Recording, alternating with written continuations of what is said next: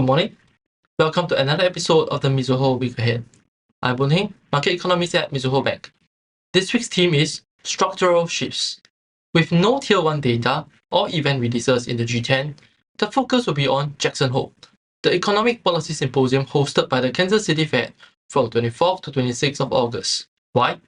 Well, because Jackson Hole has a track record of flagging up policy shifts, if not inflections. And for markets that have already, rightly or wrongly, converged on the notion of peak global policy rates, specifically the notion that the Fed and other major central banks is done with rate hikes sooner rather than later, the burning question is how long before rate cuts may be expected. But for pivot bulls, priming for an everything rally in equities and bonds, which means lower yields, alike, the warning is that embedded in the seemingly innocuous topic for the Jackson Hole Economic Symposium, structural shifts in the global economy may be rude hawkish surprises.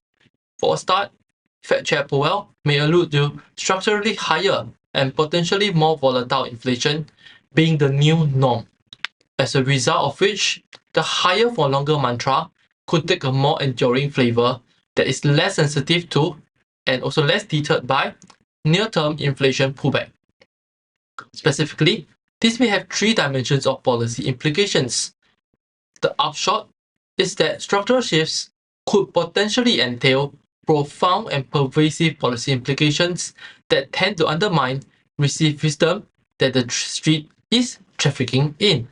And if so, it follows that widely accepted positioning by markets may be caught wrong-footed. The Wall Street Journal's article on why the era of historically low interest rates could be over resonates with risk entailed at Jackson Hole and how it may blindside big bets on pivot. Speaking of structural shifts, Beijing is struggling to revive growth as structural headwinds, demographic, financial, geopolitical, geoeconomic, relentlessly plummet the economy.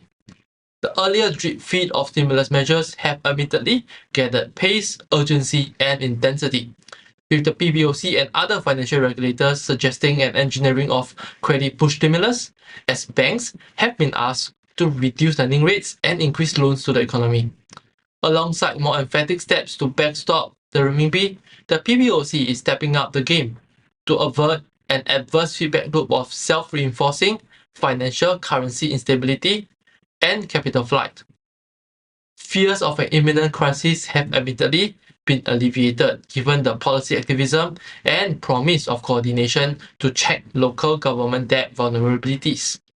Nevertheless, this is a long way off a resolution of entrenched structural impediments amid adverse balance sheets and cash flow shocks that are at best mitigated and not eradicated. Against this backdrop of constant global flux, the Bank of Korea may be set to hold. Admittedly, the Bank of Korea stands ready to hike if need be.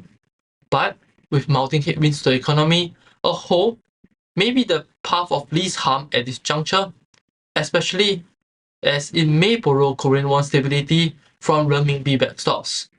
Likewise, the Bank Indonesia could also choose to hold, but at the price of rupiah stability.